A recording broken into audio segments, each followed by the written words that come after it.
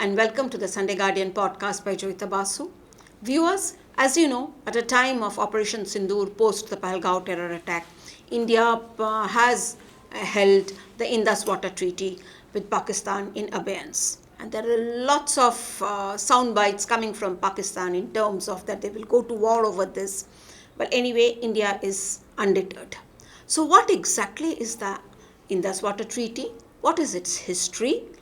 And what exactly does the future hold when it comes to water sharing between India and Pakistan? To discuss this, I have a very special guest with me, Dr. Ajay Dua, who is former Union Commerce and Industry Secretary and also a developmental economist who interestingly was also chairman and MD of National Hydropower Corporation, which runs several projects in Jammu and Kashmir based on the Indus Rivers waters like the Salal, the Baglihar, and Uri on the border. Now he knows exactly what this treaty is about. Now he held this post 30 years ago, and interestingly, in these 30 years, nothing has changed. There has been zero reform, zero change. So, whether it is now to 2025 or whether it was in 1995, Indus Waters Treaty is still the same. Dr. Dua, welcome to the show. Thank you. So, as an authority on this Indus Waters Treaty, if you can please explain to our viewers what exactly the treaty is about and the context of the agreement. Soon after we'd become independent and the country had been partitioned in 1947, in 1948 itself, the then Prime Minister of Pakistan, Mr. Liaquat Ali Khan, had flown to India to request Pandit Nehru, who was then the Prime Minister, that we must have an understanding on these 6 rivers, the Indus itself, plus the Chenab, Jhelum on the western side, Ravi, Satluj and Beas on the eastern side, because the prosperity, if not the very survival of Pakistan, depended upon the waters coming to it freely. It had seen that the headworks for some of these were in the Firozpur district, which came to be given after part of it, where the headworks were situated, came to be given to India, though originally the British, the colonial rulers under Sir Radcliffe, who drew the border line, they had given this entire district of Firozpur to Pakistan. So when India intervened, and India had used the offices of Lord Mountbatten, it was agreed to divide the Firozpur district. 3 tehsils of that came to India along with the headworks of the canal system, particularly which was going into Rajasthan. It used to be, at that time, the Bikaner state was benefiting from it. So that is when he requested that let's negotiate, Liaquat Ali Khan. And it took us 9 years to negotiate, and the World Bank had to be approached to be the arbiter or the negotiator, facilitator, let me use that word. And in 1960, when an American President, Eugene Black, was the president of the World Bank, the agreement came to be signed.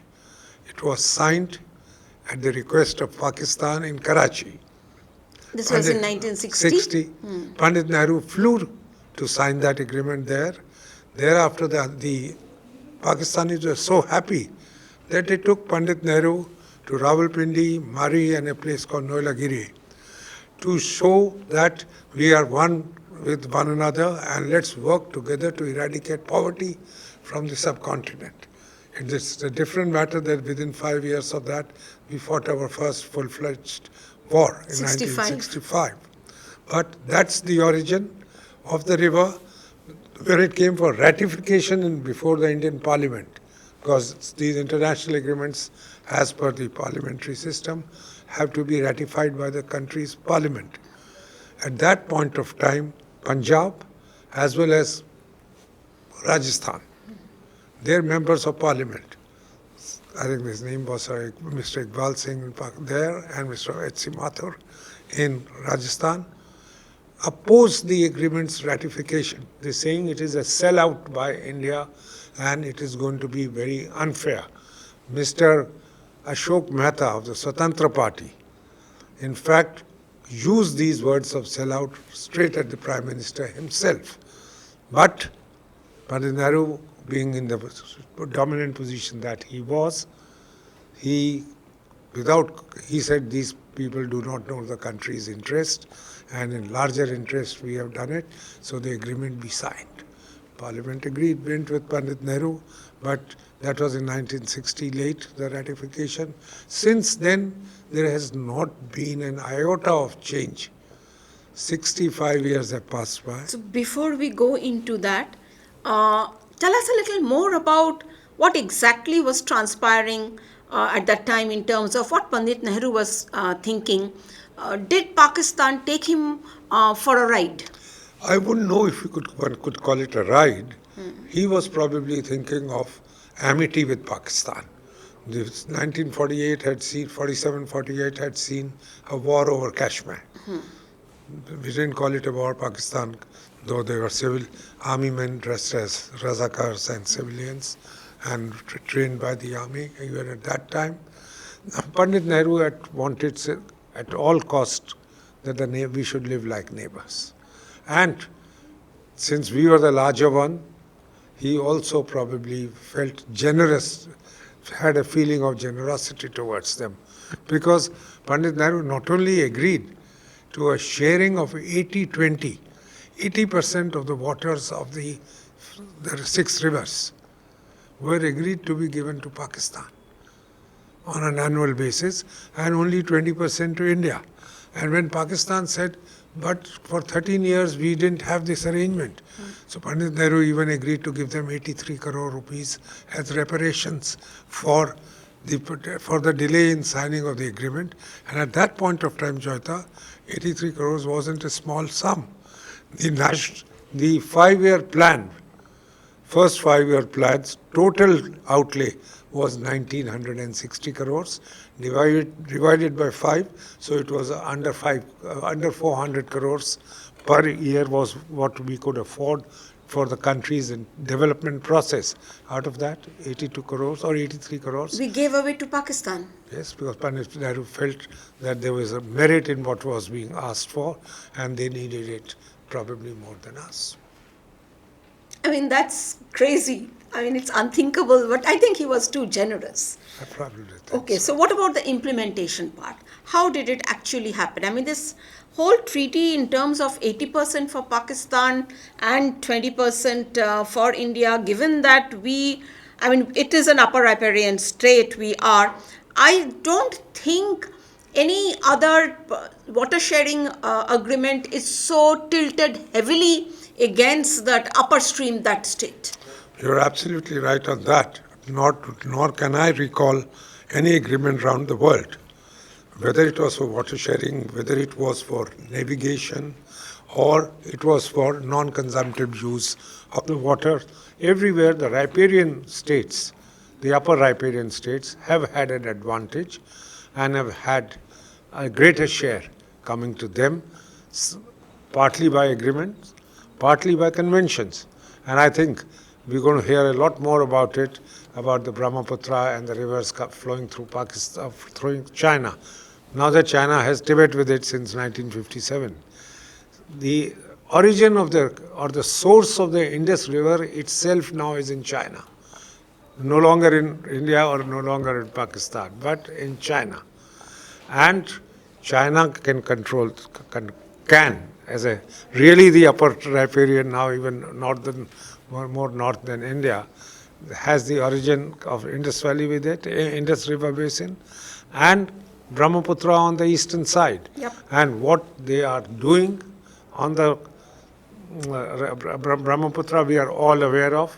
Satellite imageries are now there of the dams being constructed, and after constructing even the 3 gorges, now they're coming up with even a larger project than that, And it can affect not only India, we are the next door, but it can affect Nepal, Bhutan and Bangladesh, which are also the lower riparian states for this system. So the point I'm just trying to make is that certainly at that point of time, we did not exercise the right as a upper riparian state. Maybe a practice. There may not have been a written down law. But then we were tremendously under the influence of the British, who had divided the country. It was, I think, something which was supposed to be purely on religious basis. The convenience was also seen. That's how the Firozpur district was being given to. Firozpur had more Hindus, yet the district was sought to be given to them because of the headworks. And at that point of time, when the 1960 agreement was signed, one of the considerations before the two sides and the World Bank was utilization would be better in Pakistan because the canal system had been created already by the Englishmen. See the Ichogil Canal, which divides the famous Ichogil Canal, which is also used for defense of Lahore. The Englishmen had spent money and created a canal system in so-called Punjab.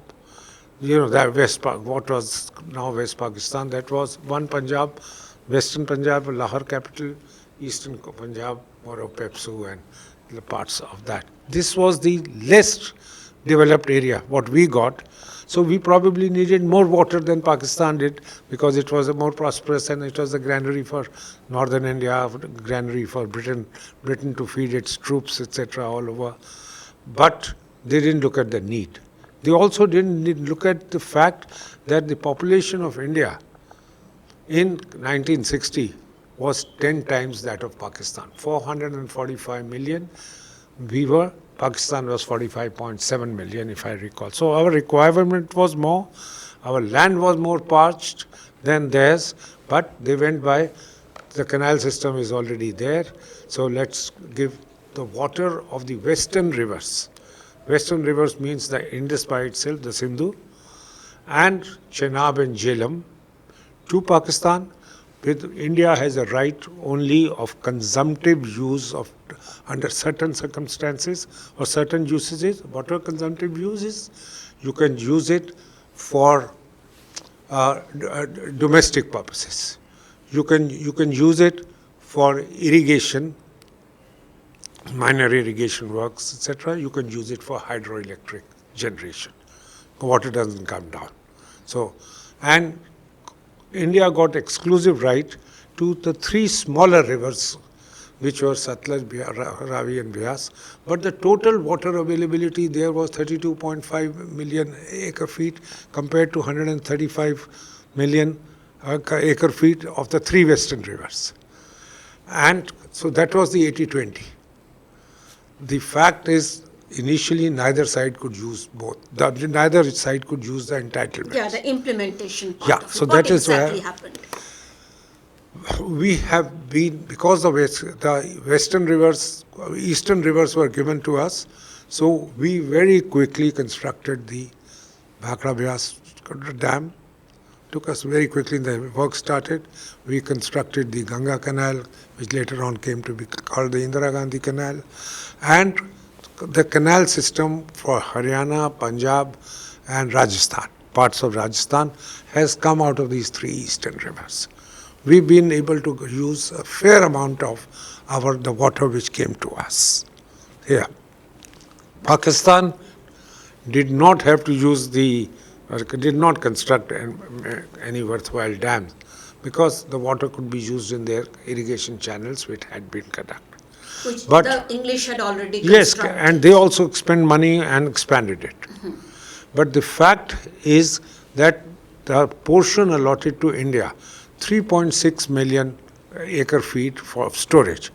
India has not been allowed to use so far more than 0.7. That means 20% of what is our entitlement, because under the World Bank sponsored negotiations or the brokered negotiations, they provided for a dispute resolution scheme, under which first the Indus commissioners, both sides has appointed 3 Indus commissioners each, that they will try and resolve a matter. If that's not working out, then they approach the World Bank, which appoints a neutral expert. If the neutral expert also does not is able to resolve, or you're not happy with it, then it goes to a court of arbitration. So Pakistan has taken virtually every project for us to use even the 3.2 million acre feet into the last stage. So all that we have been able to construct is so far 2 projects in 65 years. One is the Salal 660 megawatts, which was also required to be scaled down. They didn't agree to 660. And then the Baglihar project, which is 350 megawatts capacity to generate. But in terms of a million acre feet, the 2 together, and a third one called Pakurdula, which is just completed. Or getting completed, it will be 0.7 will become 0.8. But yet nowhere near what is our entitlement, because they have been misusing, I'm using a strong word, the entire system of dispute resolution. In one particular Pakistan has been misusing. And in 2 cases, for instance, in the case of Baglihar and a project which is still held up, Kishan Ganga, Pakistan found a loophole. Not only did they go to a neutral expert, but they also started arbitration. So simultaneously, Tier 2 and Tier 3 for dispute resolution were being used by Pakistan, because there was a loophole in the agreement.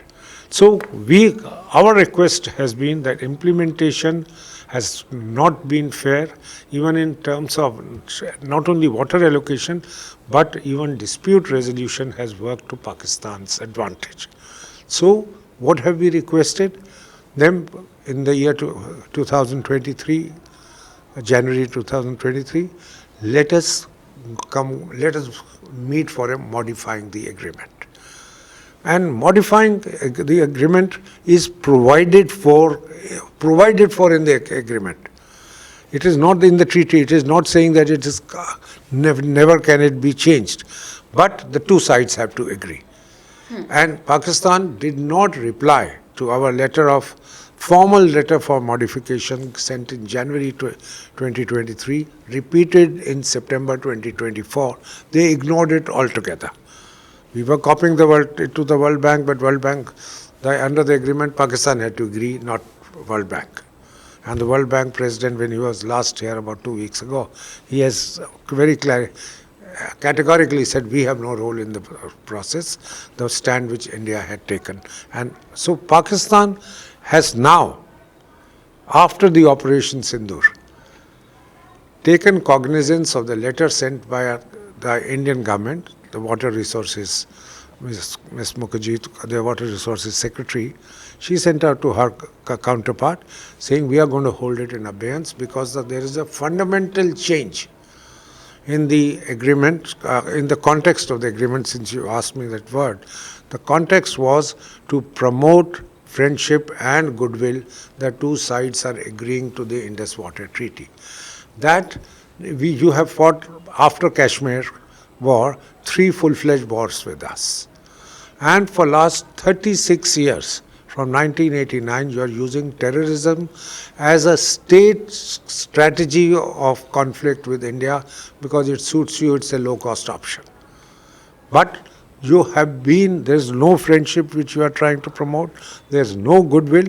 So if fundamentally the agreement is, the basis of the agreement has changed, we are well within our right not to go by it. Hence there is a letter for abeyance, and we have already sought modification. We have not denied that, saying that abeyance is superseding the request for modification. Pakistan has conceded that and saying, let's sit down and do it. Let's see how it goes further. Yeah, okay. Now, before we go further into this abeyance aspect, now, how much dependence does Pakistan have on this Indus waters that they flow into that country, and how has it benefited this treaty as you talked about, we have been able to utilize only a very limited amount of even what we are entitled to. What exactly has Pakistan done with it?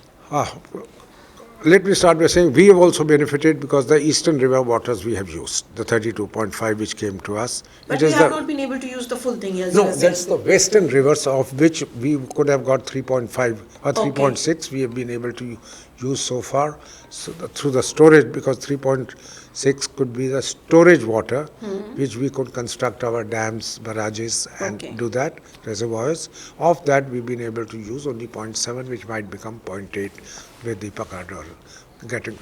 Pakistan has been immensely benefited by this.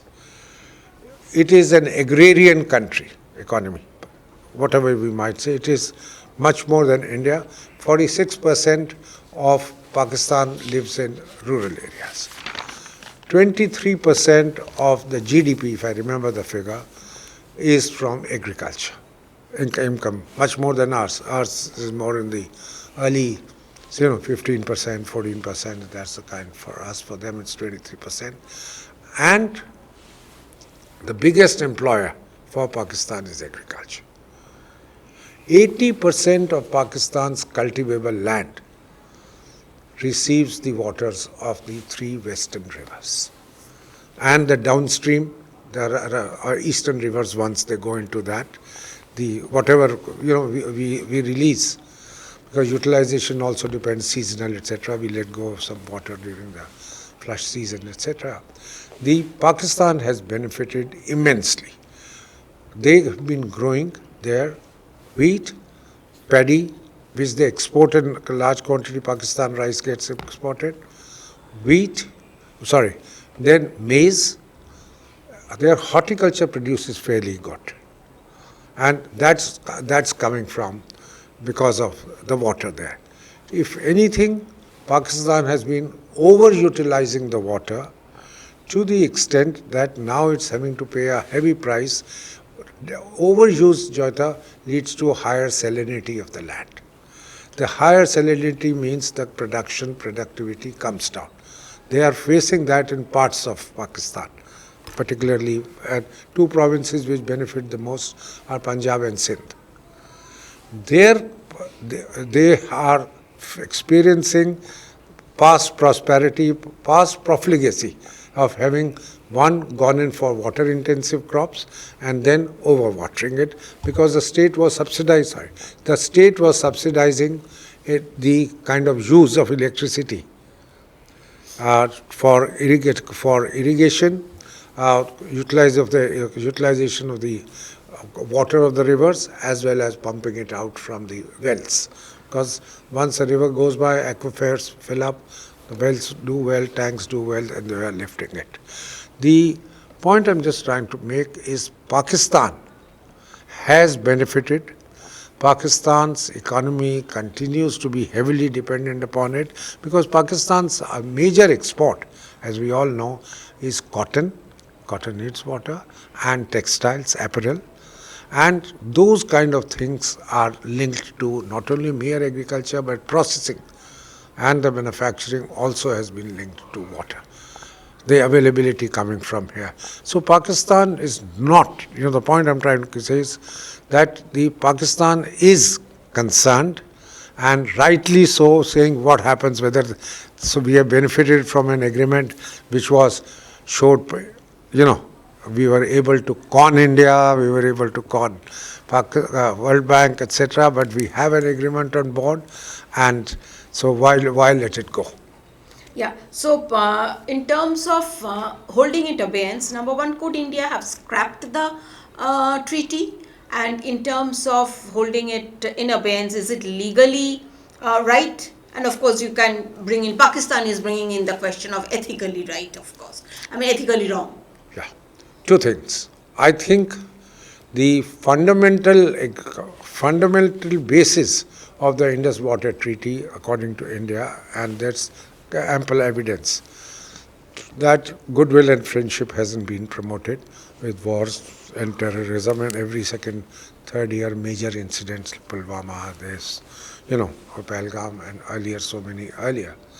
On that, we are saying that the basis for the fundamental basis has changed. And we are drawing upon not only our own agreement, Indus Waters Treaty, but also the law of treaties, the Vienna Agreement on the law of treaties. We are not a signatory to it, but most countries are, and that's being applied. Each country didn't have to be a signatory because the majority of the countries of the world have agreed to it, and so it's become applicable, and ICJ at The Hague uses it.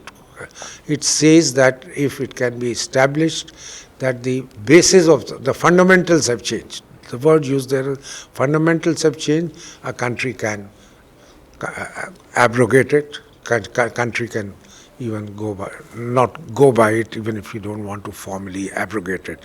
So we are likely to see Pakistan go to the ICJ,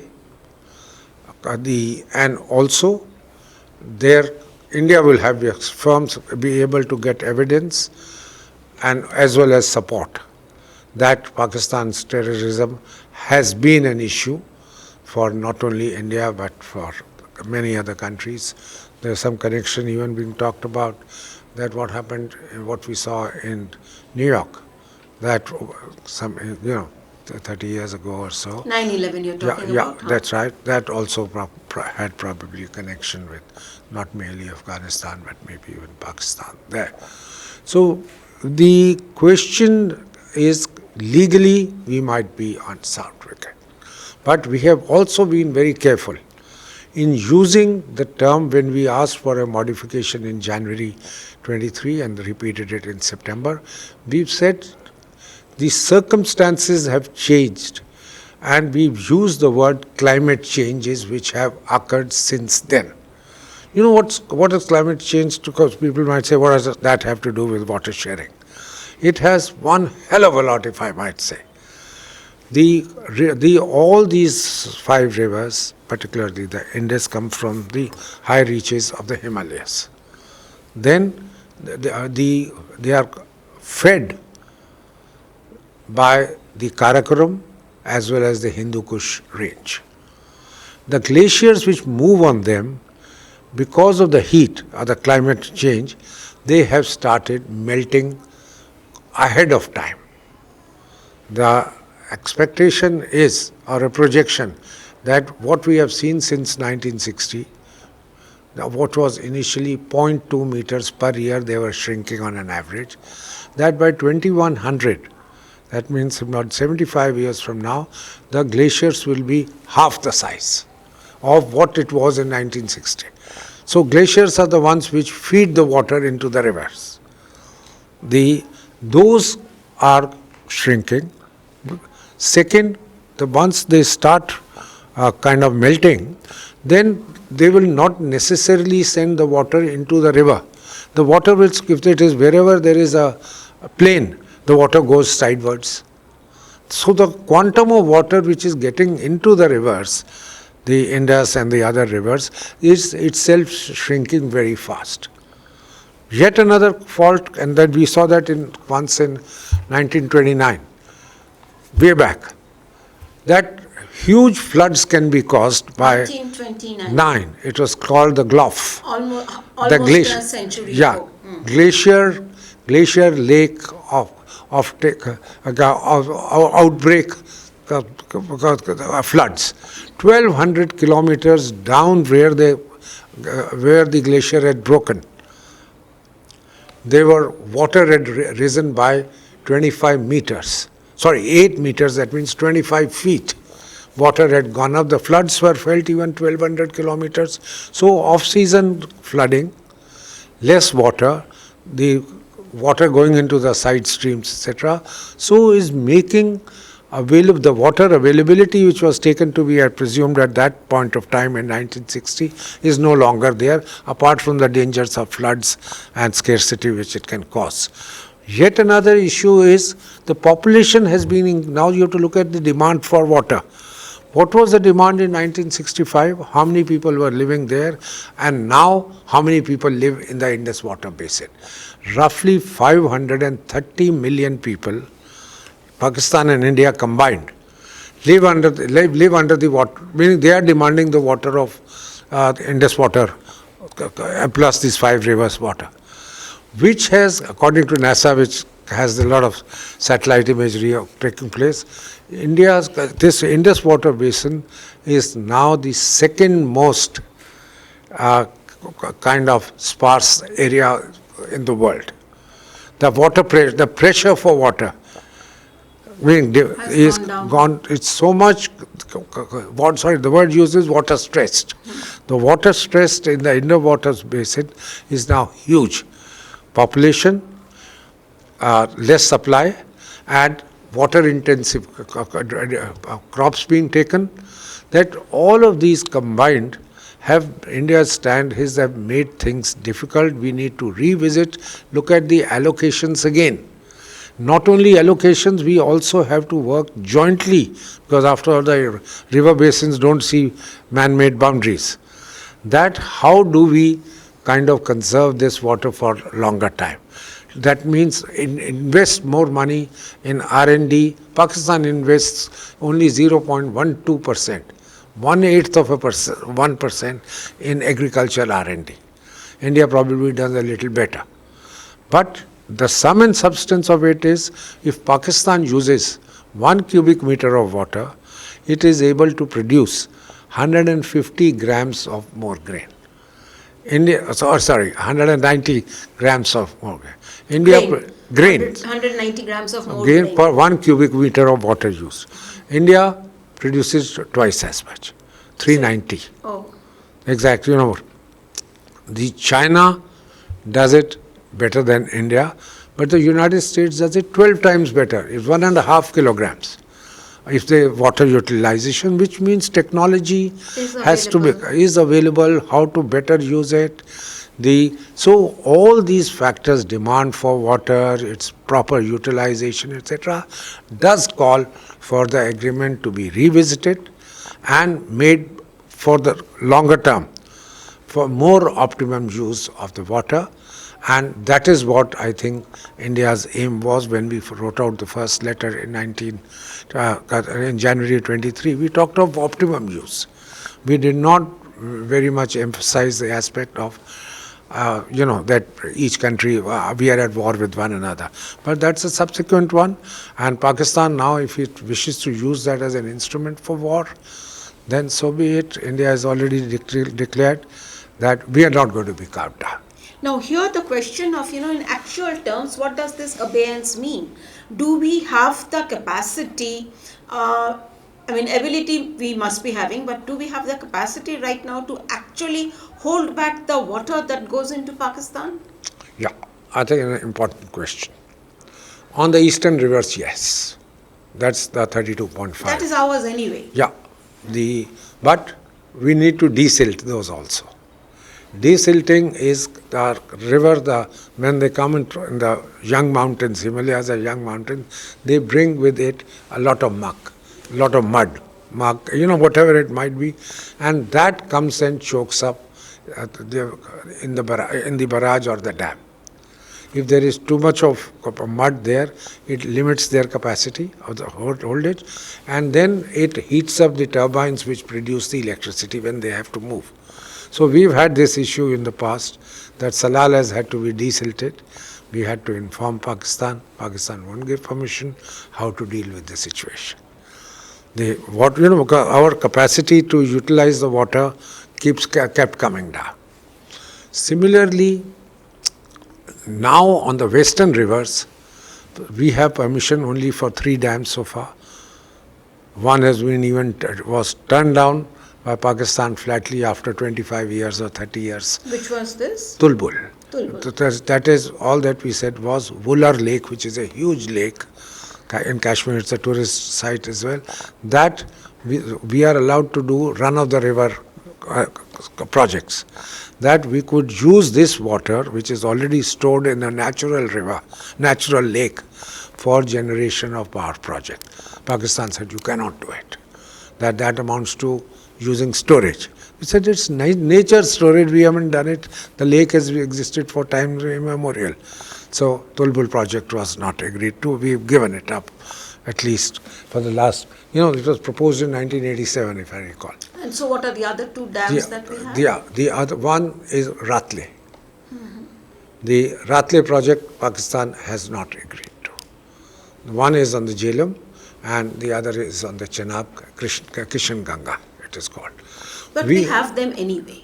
No, we have not been able to construct these three. Okay. We constructed three are held up. And one is before a court of arbitration, one is before the first level, that's a neutral expert, one we've given up after waiting for 35 years.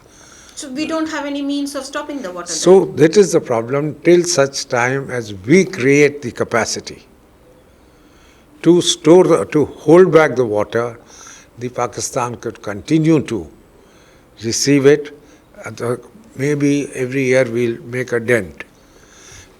Very rough back of the envelope calculation is that the amount of time it has taken us in the past to build in the Himalayas. They are young mountains. There are unforeseen geological incidents which happened. Dhulasti project, which we had to give up, which we are constructing there. The cave did. We lost a lot of money in India, we lost lives there, etc. So that minimum it will take 10 years from now. If we ignore Pakistan's, the kind of objections, and we try and work simultaneously for 3.2 million acre feet, which is allotted to us, we will be able to build these with all the resources and others which we might put in not less than 10 years. Ratle, Tulbul and Kishan Ganga. Kishan Ganga. These are three on the drawing board. We are ready to make them. And Pakistan has been holding it up. If we take up all these three projects, we are entitled to build, or let's say there was no agreement on that, but the river water which was allowed to us on the eastern side storage, on the other western side run of the river, that means no storage, 20,000 megawatts of power can be created, hydropower, based on these rivers. We have so far created only 3,246 megawatt. 1/6 is all that we've been created. So we need the power. So we are still able to, when it comes to this abeyance, we are, as you said, dents. What exactly are these dents? We will be able to dent it gradually, the flow of, we need not share any data on water flow with Pakistan. Okay. That is important to warn them about flooding system or the relief. We need not seek their approval, design approval on any project. This tree you talked about. Yeah, design approval, they were refusing to. We need not go to them as for any environmental issue, ecological issue, because ecology respects no borders. Pakistan was using all these facts. So if we do not go to them, we will not get involved with these prolonged dispute resolution systems. So one of our demands in any case when we are seeking the modification is that Article 9, which deals with the Indus Waters Treaty, which deals with dispute resolution schemes, must be revisited. There should be no role for a third party. The role is between India and Pakistan, and if one side doesn't give an approval within a certain time with a convincing enough reason, it should be deemed to have been given, or that kind of a thing. Why are you getting World Bank in turn having a 3-tier system, and it's taken 20 odd years at times to even get these permissions. So that's one of our requests. The second is the allocation itself be made modernized to look at first the content of the water, what is the availability of water which has shrunk, second, how has the demand changed, and how the water is not going to be constant forever. That if glaciers keep on melting, less and less water will come. There will be unforeseen floods. There would be also ecological issues. Can we cause unforeseen floods in Pakistan? Yes, we could, but as of now, no. because we do not have the means to store that water. But point I was just trying to make is another one, is ecology. Nobody ever thought of ecology in 1960. Nobody ever thought of climate change. But the times are different now. If you want to keep the river itself sustainable, that the enough water is there to share for future, in the future, you have to start worrying about it jointly and give that as a consideration. That Yeah, for that Pakistan will have to behave if that's the way forward. yeah, I think we should that jointly in the river systems we have to concede that fact that while upper riparian states will have an advantage, but the lower also can play a role. But in this case, we don't have the advantage. It is the lower one that has the advantage, but they're misusing it. And Yeah, but they are also water stressed. They have used it for so extensive a period that when they needed, where they needed 1 cubic meter of water, now they need 2. And the whole country, they have made virtually, if 80% of the cultivable land is dependent upon these systems, their canals have been expanded to reach most parts. But whether the water actually reaches or not, we don't know. For instance, there is in the Punjab, area called Cholistan. Punjab and Sindh have been fighting, the two provinces, in Pakistan, Punjab, Pakistan. on construction of the Cholistan canal system. He says, why should you be allowed to make it? He says, but Punjab is a big state, this is one part which is water sparse. But Sindh says, no, the water, you should allow water to come down to us. Within riparian, within the country. You are northern side, you can't block all this and say that you need it, I need it more down south. So basically, the whole point is that whatever, even holding it in abeyance, the talks forward, everything is incremental. Yes. There is nothing radical, no radical shift is likely in status quo in the near future. Yes and no, because it cannot be done in a jiffy. You have to physically create the infrastructure, physically create the means, so it will be gradual. But you have to provide for it now. You have to modify the agreement now. My negotiations might be prolonged. There would be ups and downs like in any other negotiations. So I would say that start working on it clearly. Let Pakistan know that we are not going to budge from hold. We have put it in abeyance. We'll keep it that way, unless you are being reasonable. And that the water belongs to both of us. We are both dependent upon it, upon the water availability, you much more than us. And that the world practice of the upper riparian state, we have not exercised so far. But Right. there's nothing stopping us from doing that, because against us, China is going to be doing it. So actually there I feel that one more reason for Bhutan, Nepal, Bangladesh and us to be together is that how to check Pakistan to make sure that the Brahmaputra and its tributaries are not totally made use of that side, but all four of us benefit from it. Yeah, but then, I mean... No, those are current dynamics, but future current developments probably have caused a few things, discord here. But in the long run, we need to be together. Yes, and let's not forget, as you said, as we know, everything that Pakistan does, all the Pakistani leaders, I think we have to start from the premise that Pakistanis, those in position, those are in authority, they are all bad faith actors. Yes, I know it's a strong statement to make. Yeah. And yes, so we have to go a long way. Thank you, Dr. Dua, for being on this show. And thank you, viewers, for watching. Until the next time.